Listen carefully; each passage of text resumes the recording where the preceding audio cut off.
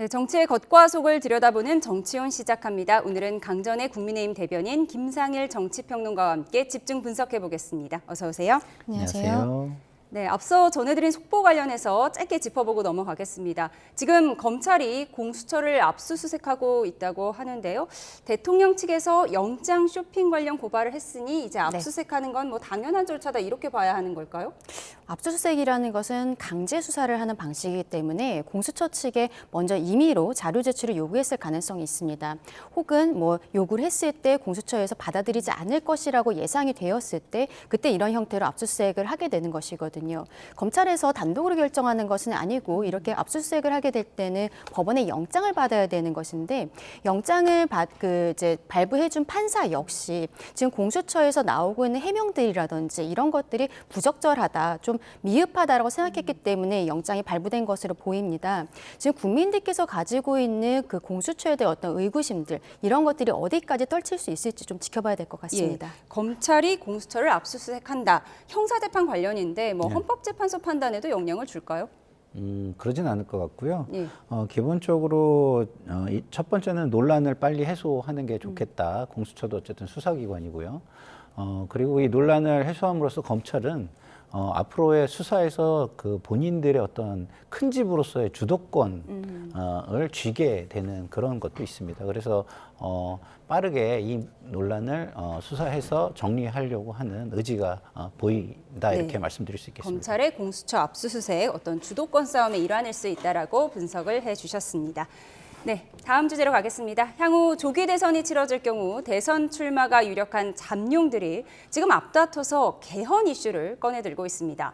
한동훈 전 대표도 차기 대통령은 개헌을 하고 4년도 아닌 3년 뒤에 물러나야 한다는 말을 해서 관심을 집중시키고 있는데요. 영상으로 보고 오겠습니다.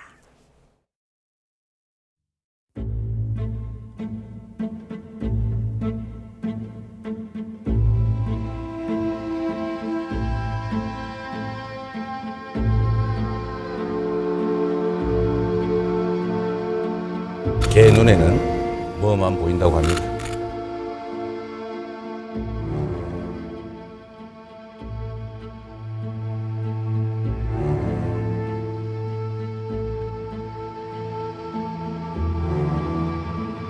정치인 중에서 막내지만 제가 7공화국의 문을 여는 사람이 아니라 이 문제 많은 6공화국을 문을 닫는 사람이 되겠습니다.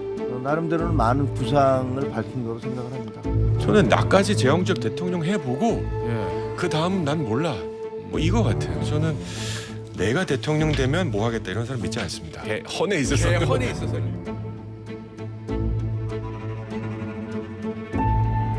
네, 우리 당 후보가 당선이 되면 민주당은 임기를 3년으로 줄이기 위해서라도 개헌 논의에 나올 것이다. 그런 그 논리 구조를 갖고 있기 때문에 3년만 하고 물러나는 것이 바람직하다.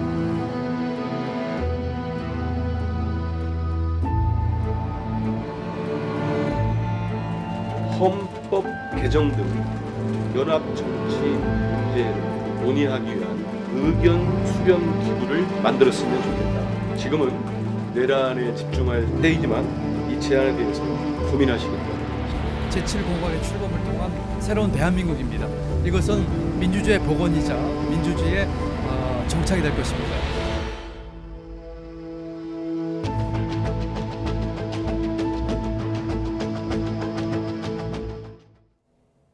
네, 한동훈 전 대표가 언론과의 인터뷰에서 올해 대통령이 되는 사람은 4년 중임제 개헌을 하고 본인은 4년도 아닌 3년만 하고 내려와야 한다. 좀 파격적인 제안 같은데요? 그렇죠. 왜냐하면 대통령제에 대해서 지금 너무 제왕적 대통령제로 되어 있고 그리고 어떠한 그 국회와의 그 선거 기간 20년에 한 번 정도씩만 맞춰지기 때문에 이게 지금과 같이 거대 야당이 있었을 때는 계속적으로 어떤 분쟁이 있을 수밖에 없는 구조 아니겠습니까?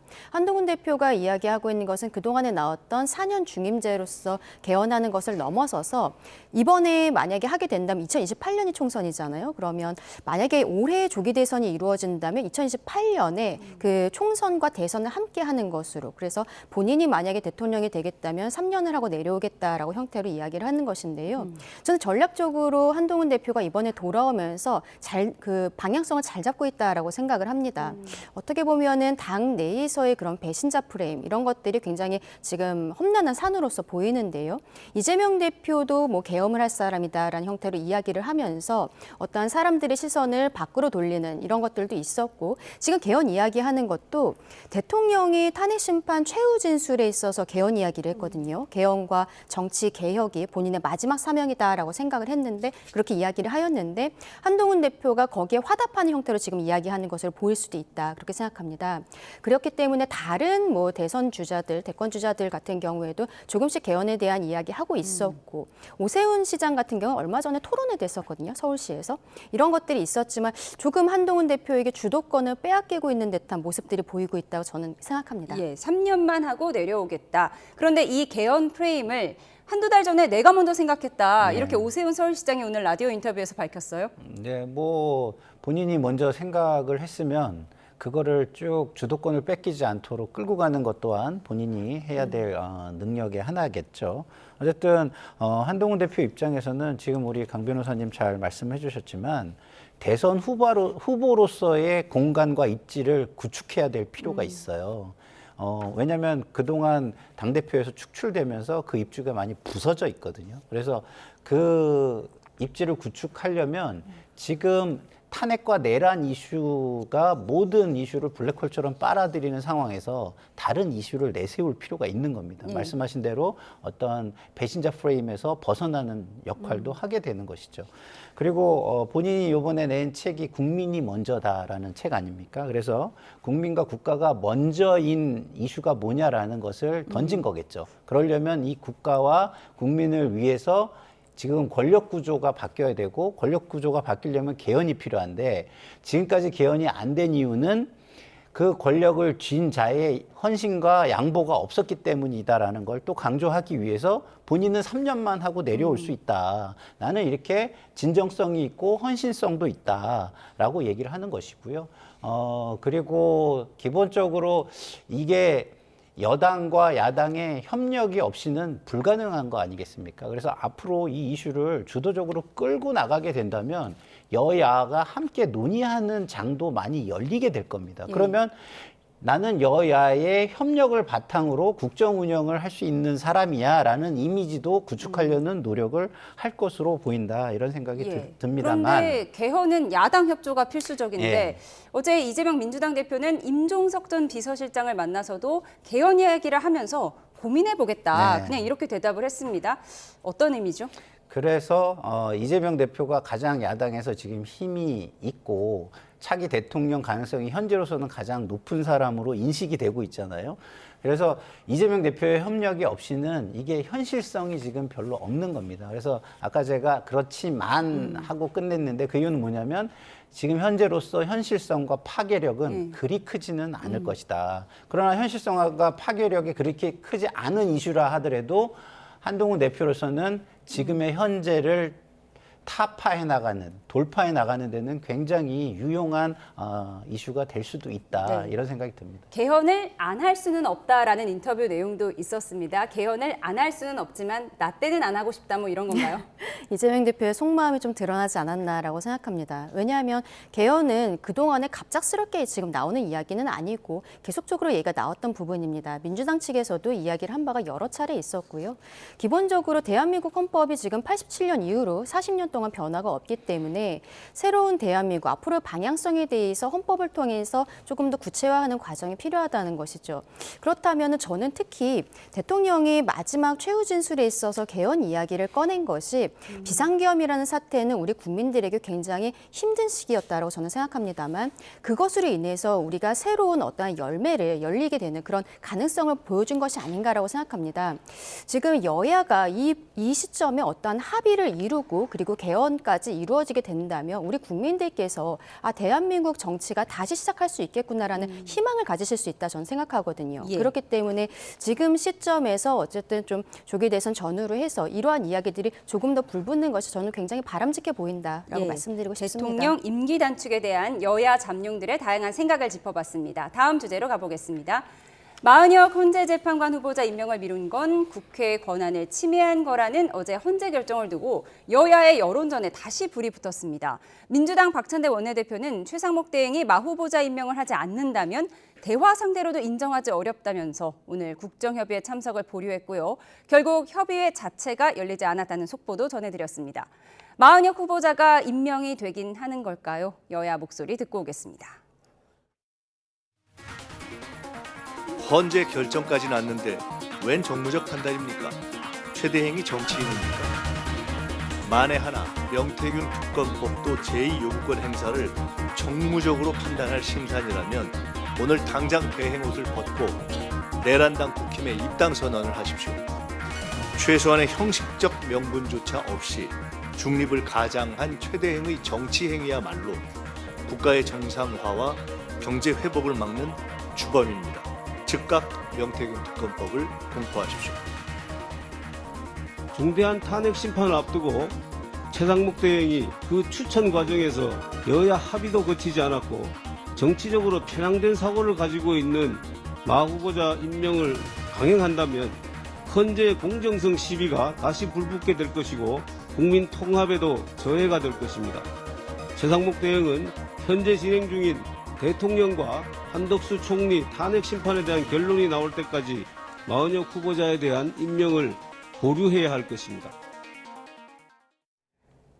네, 마은혁 재판관 임명하지 않는다면 대화 상대로도 인정하지 않겠다. 결국 국정협의체까지 취소가 됐어요. 네. 최상목 대행의 속내가 상당히 복잡할 것 같습니다. 그렇죠. 최상목 대행은 그야말로 대행 아니겠습니까? 그래서 항상 여야가 대행이 어디까지 할 수 있는지를 가지고 논쟁을 합니다. 그러면 그 논쟁 속에서 자기의 입지를 정해야 되는 어려움을 가지고 있는 거죠. 근데 지금 최상목 대행은 어쨌든 현재의 여당, 그러니까 지금의 탄핵 심판을 받고 있는 대통령의 대행인 거예요. 그러니까 여권 인사라는 거는 인정을 할 수밖에 없는 것이죠. 그래서 여권의 눈치를 보지 말고 일을 해라. 이렇게 얘기하는 건 조금 과도한 요구일 수 있습니다. 그래서 야당에서도 조금 더 논의를 통해서 최대한 이끌어낼 수 있는 것을 이끌어내는 자세가 필요하지, 우리가 지금 좀 약간 힘이 있어 보이니까 모든 것을 힘으로 끌고 나가고 이 힘에 반항하는 사람은 전부 다 누르거나 아니면은 불이익을 줄 거야, 이렇게 얘기를 하면은 여론은 또다시 이게 민주당이 또다시 뭐 점령군 행세를 하려고 하나, 이렇게 반응을 할 수도 있어요. 우리가 한번 그런 걸 겪었잖아요. 그래서 굉장히 신중하게 접근을 해야 된다, 이런 생각을 합니다. 특히나 김민석 의원이 특검법을 안 하면 그것이 마치 국가 정상화가 안 된다, 이런 식으로 얘기를 했는데, 명태균 특검법하고 국가 정상화가 무슨 관계가 있는지 저는 잘 모르겠거든요. 예. 그래서 자신들의 진영 논리에 너무 빠져 있으면 중도는 또 아뜨거라 하고 조금 한 발 물러나게 된다는 걸 좀 생각하면서 주도권, 정치의 주도권을 계속 유지해 가려는 모습이 필요하다, 이런 생각이 듭니다. 예. 일각에서는 마 후보자가 임명된 이후에 윤 대통령 탄핵 심판 합류로 그 결정이 늦어질 가능성을 고려하면 오히려 즉시 임명이 여당에게 유리한 카드일 수도 있다, 이런 분석도 나오잖아요. 그런데 민주당이 왜 이렇게 최상목 대행을 압박하는 걸까요? 일단은 뭐 마은혁 후보자에 대한 성향에 대해서 생각을 안 할 수가 없는데요. 말씀하신 것처럼 만약에 뭐 윤석열 대통령의 탄핵 심판 기일이 조금 더 지연이 된다라고 해도, 그럼에도 불구하고 결과를 낼 때 지금 마은혁 후보자의 성향은 우리가 보통 진보 보수라고 표현을 할 때 진보보다도 더욱 더 진보라고 해야 될까요? 좀 굉장히 강성인 것으로 지금 지금 알려져서 문제가 되는 것 아니겠습니까? 이런 부분들이 있는데요. 지금 그럼에도 불구하고 저는 헌법재판소가 여러 가지 사건이 계류가 되어 있는데 그중에서 왜 마은혁 후보자를 임명하느냐 안 하느냐를 첫 번째로 결정한 것일까? 그것을 생각하면은 아마도 구인 체제로서 결정을 내리고 싶다라는 의지가 있었던 것이 아닌가라고도 생각을 해봅니다. 대통령 탄핵 심판에 있어서 지금 8인 체제로서 결정을 내릴 수도 있는 부분이지만 어쨌든 부담감이 있고 당시 과거에 박근혜 전 대통령의 경우에도 8인 체제로 결정이 났을 때 좀 위헌이라든지 이런 이야기도 있었던 건 사실이거든요. 그렇기 때문에 무리해서 이 마은혁 후보자에 대한 권한쟁의 심판에 대해서 먼저 처리를 한 것이 아닌가 생각하고요. 그렇게 한다면은 이 만약에 최상목 권한대행 임명을 하게 된다면 저는 구인 체제로서 진행이 될 거라고 보거든요. 그러면 시간은 조금 더 지체돼도 어떠한 정당성이랄까요? 이런 것들에 대해서는 조금 더 신경을 쓰는 부분이 아닌가라고 생각합니다. 예, 시간이 조금 지연되더라도 결과를 확실히 하고 싶은 민주당의 그렇죠. 뜻일 구인 것이다. 체제로서 완전체로서 결정을 내리고 싶었기 때문에 헌재가 지금 마은혁 후보자에 대한 부분을 가장 먼저 결정을 내린 것이 아닌가라고 생각합니다. 네. 그런데 논란에 불을 붙인 헌법재판소의 판단이 어제 하나 더 있었습니다. 감사원이 중앙선관위를 감찰할 수 없다는 판단을 내린 건데요. 감사원은 같은 날 선관위의 채용 비리에 대한 감사 결과를 내놨습니다. 내용 보시겠습니다. 지난 2021년 경남 선관위에서는 자녀 특혜 채용 관련 투서를 받고도 문제 없음으로 종결 처리했는데 우리는 가족회사라며 선거만 잘 치르면 된다고 묵인했습니다. 면접위원이 연필로 채점하도록 한 뒤 이 점수를 조작한 서울 선관위의 사례도 있었는데요. 이 같은 감사 과정에서 나온 해명은 더 황당합니다. 채용 관련자가 선관위는 믿을 만한 친인척을 채용하는 전통이 있다라고 말하기도 했습니다. 2013년 이후 이뤄진 경력 채용에서 모두 800건 넘는 채용 비리가 적발됐는데 김세환, 박찬진 전 사무총장, 송봉석 전 사무차장의 자녀들도 포함됐죠. 내 딸 정말 착하다면서 채용을 청탁했다는 사실, 또 자녀가 직원들 사이에서 세자저하로 불렸다는 것 등이 알려지기도 했는데요. 하지만 감사원이 선관위를 감사할 수 없다는 헌재의 결정으로 인해 선관위는 감사원의 징계 요구나 시정 통보를 수용할 의무가 없어졌습니다. 이에 대해 오늘 여야는 이렇게 얘기했습니다. 들어보시죠. 21세기 근대 국가에서 상상할 수 없는 음서제 집단이 바로 선관위였던 것입니다. 고위직 나눠먹기, 장기 무단결근, 급여 과다 수령, 병가 셀프 결제, 근무 중 로스쿨 진학비 졸업까지 그야말로 엽기적인 부정과 비리가 파노라마처럼 펼쳐졌습니다. 지금의 선관위는 대한민국 그 어느 조직보다도 썩은 상태입니다. 국민의힘은 당 차원에서 무소불위 마피아 선관위를 견제하고 감시하기 위한 제도적 장치를 보완해 나가겠습니다.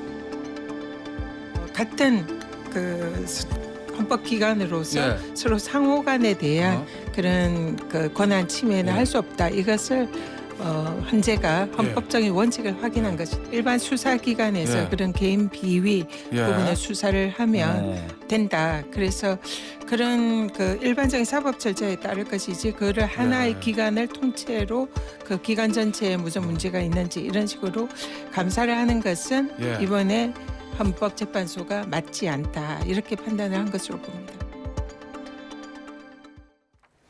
네, 감사원이 선관위를 감사할 권한이 없다는 헌법재판소의 판단이 나온 날 감사원은 보란 듯이 선관위의 채용 비리를 조목조목 밝혔는데요. 어떻게 보셨습니까? 선관위가 정말 경악스러울 정도의 집단이다라는 생각이 듭니다. 자, 우리 권성동 원내대표가 음서제 얘기를 했어요.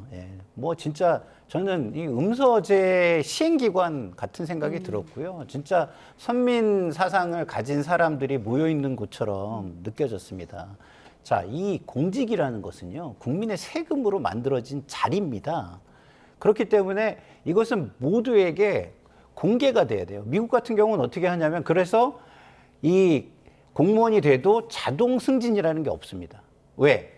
그 위에 상급의 직위가 오픈이 되면 이거 자체가 모든 국민에게 기회평등으로 작용이 돼야 된다라고 생각을 하는 것이죠. 왜? 모든 사람의 세금이 모여가지고 만들어진 자리니까. 그래서 그것을 할 때에 모든 사람에게 오픈이 돼가지고 그 다음에 공개 채용을 하고요. 그리고 친인척 같은 경우는 네포티즘 방지법이라 그래가지고 방지하는 아예 법이 있습니다. 법이 있고 그리고 이제 모든 것을 뭐 랭킹을 매겨가지고 외부에서도 보게 하고 이런 것들을 통해 가지고 굉장히 공정하게 그리고 모두에게 기회의 평등을 제공하게 공공재로서 역할을 할 수 있게 그렇게 하고 있거든요. 근데 우리가 국민들이 세금을 내서 일부 가족들을 먹여 살리는 직장을 만들어 주려고 그걸 만든 건가요? 저런 인식을 가진 사람들이라는 표현도 진짜 저는 아깝다고 생각하는데 저런 자들은 빨리 속아내야죠. 공무원의 자격이 전혀 없습니다. 그래서 저는 원래 감사원은 미국 같은 경우는 국회에 있거든요. 예. 그래서 회계감사를 기본으로 하는 거예요. 근데 국민의 세금을 쓰는데 회계감사를 하는 기관이 없다는 게 말이 됩니까? 그래서 지금의 감사원이 못한다면 국회 내에 회계감사할 수 있는 조직을 두든지 아니면 정기적으로 할 수 있는 시스템을 이 기회에 마련을 하든지 하는 것이 필수적이다 이런 생각이 듭니다. 예. 국민의힘에서는 선관위를 향해서 범죄 마피아 패밀리라면서 국정조사와 청문회 도입까지 거론을 했는데 감사원 감사가 없었으면 이런 부분들이 다 묻혔을 것이다 이런 입장인 거죠. 그렇죠. 우리 아까 봤었던 그 경남 선관위에서 투서가 있었지만 내부적으로 그냥 종결시켰다라는 거 아니겠습니까? 그리고 이번에 감사원이 어쨌든 감사를 해보니까 무더기 채용 비리들이 나왔던 것이죠. 아니 1년에 183일을 무단 결근했는데 3,800만 원을 수령한 사람도 있었어요. 정말로 신의 직장 아니겠습니까? 우리 국민들께서 전혀 납득하실 수가 없는 상황인 것이죠. 지금 대통령이 비상계엄을 선포한 이유 중에 선관위에 대한 문제도 있었거든요. 그런데 선관위가 그동안에 정부에서 어떠한 뭐 조사라든지 이런 것들이 있을 때 본인들은 헌법기관이기 때문에 전혀 협조하지 않았다. 그런데 국정원이 조금 들여다보니까 비밀번호가 뭐 1, 2, 3, 4, 5로 되어 있었다. 이런 이야기들도 했잖아요. 지금 이번에 나온 헌법재판소의 결정은 선관위가 향후에도 계속적으로 모든 것에 대해서 거부할 수 있다라는 그런 것을 저는 줬다라고 생각을 하는데요. 다만 헌재에서는 뭐 국정조사, 국정감사 아니면 외부 수사기관에서의 그런 수사를 배제한다는 것은 아니다라고 이야기하고 있습니다. 그런데 저는 좀 안타까운 게 너무 법률을 엄격하게 해석한 것이 아닌가. 선거 관리 업무가 아닌 정말로 채용이라든지 단순한 뭐 인사 이런 것들에 대해서는 저는 감사원이 조금 더 유도리 있게 해석을 해서 그 감사원에게 감사 권한을 줄 수 있도록 헌재가 조금 더 유도리 있게 해석을 할 수 있었던 것이 아닌가라고도 생각이 들거든요. 향후에 그 선관위에 대해서 어떤 식으로 국회가 뭐 법률을 만든다든지 이렇게 해도 그 선관위가 헌법기관이기 때문에 그 법률에 대해서 본인들의 선관위법이 개정된다고 해도 따르지 않을 가능성도 저는 있다라고 생각합니다. 굉장히 안타깝고 국민의 눈높이에 맞지 않는 결정이었다라고 말씀드리고 싶습니다. 선관위 채용 비리에 대한 감사원 감사 결과까지 짚어봤습니다. 어제는 이른바 명태균 특검법이 야당 주도로 국회를 통과했습니다. 국민의힘은 정략적 특검이라고 반발하고 있고 민주당은 특검만이 답이란 입장인데요. 오세훈 서울시장이 오늘 명태균 씨 관련 의혹에 대해 입을 열었는데요. 박찬대 원내대표의 목소리까지 이어서 듣고 오시죠. 정말 새빨간 거짓말입니다. 아무 말 대잔치입니다. 그러니까 제가 평생 정치하면서 제가 아무리 다급해도 이 선거 도와주는 사람한테 당신은 선거 끝나면 내가 잘 되면 무슨 자리 주겠다 이렇게 약속한 사실이 단 한 번도 없습니다. 저한테만 도와준 게 아니라 그 이후에 이준석 의원 또 대통령 선거까지를 다 여론조사 비용을 명태균한테 뜯겼다는 거 아닙니까? 물론 이준석 의원도 부인하고 있죠. 하다 이제는 명태균이 민주당 사람이라는 억지입니까? 심지어 권성동 원내대표는 명태균이 민주당 사람이라는 황당무계한 주장을 했습니다. 그러면 특검에 찬성하는 홍준표 대구시장도 민주당 사람입니까? 이러다 명태균이 중국인이라는 말까지 나오겠습니다. 이제 공은 최상목 대행에게 넘어갔습니다. 또다시 거부권을 행사하는 것은 있을 수 없는 일입니다. 네, 오세훈 서울시장 명 씨의 주장은 새빨간 거짓말이라면서 평생 살면서 내가 잘 되면 무슨 자리 주겠다 이런 약속한 적은 한 번도 없다고 밝혔습니다. 오세훈 시장 입장 어떤 것 같으세요? 굉장히 답답하겠죠. 본인은 억울하다라고 지금 이야기를 하고 있는데 만약에 이것이 특검이 도입이 된다면 브리핑 조항이 있지 않겠습니까? 그러면 수사 과정에 대해서 계속적으로 대국민 메시지들이 나가게 될 것인데 그러면 우리 국민들께서는 오세훈이 뭔가 있나 보다. 왜냐하면 오세훈, 명태균이란 이름이 헤드라인에 걸리기만 해도 사람들은 그렇게 생각할 수밖에 없는 부분들이 그래서 있거든요. 특검하지 말고 빨리 수사를 하자. 그렇죠. 이렇게 말하는 지금 거죠? 그렇게 이야기하는데 저는 아마 오세훈 시장이 곧 뭐 중앙지검 같은데 나 빨리 수사해달라고 찾아가는 퍼포먼스도 있지 않을까라고 생각을 하는데요. 근데 특검이라는 것이 지금 뭐 관련된 사건들을 모두 수사할 수 있도록 하는 이런 것도 헌법에 맞지 않는다라고 보이지만 저는 지금 특검을 도입해야 될 이유 자체가 없다고 생각합니다. 어떠한 권력형 비리라든지 이런 것들이 있을 때 특검을 하자고 정말 특별한 경우에 하자는 것인데 지금 대통령이 탄핵 심판 결정을 앞두고 있는 상황이고 김건희 여사도 뭐 지금 같은 연금 상황 아니겠습니까? 남편이 지금 대통령직을 계속 할 수 있을지 자체도 알 수 없는 상황이 그런 상황인데요. 여기에 있어서 민주당이 계속적으로 중앙지검 그리고 창원지검에서 수사했던 것들을 부인하는 이유에 대해서 저는 더 명확히 밝혀야 된다고 생각을 합니다. 본인들이 검찰을 믿지 못하겠으니까 공수처 만들어야 된다고 했고 이제는 공수처 믿지 못하겠으니까 계속 특검하자는 거잖아요. 이 사건에 있어서는 저는 대한민국 수사기관 그 자체를 믿어야 된다. 특검을 할 이유가 전혀 없다라고 말씀드리고 싶습니다. 민주당이 이렇게 잇단 폭로에 여권에서는 민주당이 명 씨에게 너무 의존한다면서 명태균이 민주당의 아버지다 이런 쓴소리까지 나왔고요. 또 명 씨가 민주당 사람이라고 하자 박찬대 민주당 원내대표는 명태균 특검법에 찬성한 홍준표 대구시장도 그럼 민주당 사람이 되는 거냐 이렇게 꼬집기도 했어요. 이 공방은 어떻게 해석하세요? 그러니까 자신들의 진영 이익을 위해서는 어떤 일관성을 생각하거나 이런 거 없이 무조건 눈앞의 것을 비난하면 된다 이런 모습을 보이는 것 같아요. 근데 그러면 안 되죠. 모든 것에는 기준이 존재해야 되는 거고요. 이것이 특검법으로 만들어지고 이게 집행이 되려면 왜 그런지에 대한 기준이 명확해야 되는 겁니다. 과거에 비추어서. 그래서 말씀하신 대로 검찰이 충분하게 불신의 대상이 된다라는 거를 먼저 이야기를 하면서 이것이 이것뿐이 남지 않은 최후의 수단이다라는 걸 어느 정도는 국민에게 공감대를 이룰 수 있는 작업들을 정치적 작업들을 해나가는 게 필요해요. 근데 지금 저는 뭐 명태균 씨 수사를 명확하게 해야 된다. 특히 권력자들 김건희 여사라든가 아니면은 오세훈, 홍준표 등등 권력자들에 대한 거기 때문에 굉장히 엄격하고 빠르게 수사를 해야 된다고 생각을 합니다. 그러면 검찰이 그 모습을 보여주면 민주당이 또 이런 거를 이야기하고 주장할 명분이 없는 거예요. 그래서 지금 중앙지검이 출장 조사까지 갔잖아요. 그러니까 조금 더 이렇게 빠르게 움직이거나 공수처처럼 막 압수수색하고 이런 거 모습 있잖아요. 그런 모습을 좀 이런 부분에 대해서는 특히 권력자와 관련된 부분에 대해서는 보여줄 필요가 있다 이런 생각을 하고 민주당도 좀 말씀 뭐 잘 해주셨지만 일단은 국가의 시스템을 인정해주는 모습에서 출발을 해야 된다. 그리고 그걸 인정했지만 인정하는 가운데서 뭐가 안 이루어졌고 뭐가 이렇게 문제가 있기 때문에 이런 문제를 해결할 수 있는 방법은 특검뿐이 없다. 이렇게 얘기를 해야 되는 거예요. 그래서 뭐 일부 김건희 여사와 관련된 부분에 대해서는 저도 그동안 수사가 제대로 안 이루어졌기 때문에 특검이 필요하다라고 생각을 하는데 명태균 씨와 관련된 모든 사안을 특검으로 다루겠다고 하면은 그것은 상당한 논란이 있을 수 있다라는 것도 감안해야 된다고 봅니다. 예. 그런데 어제 국민의힘에서는 김상욱 의원만 유일하게 명태균 특검법에 찬성표를 던졌는데요. 오늘 5.18 유족회가 김상욱 의원에게 감사장을 수여했다고 합니다. 어떤 배경이죠?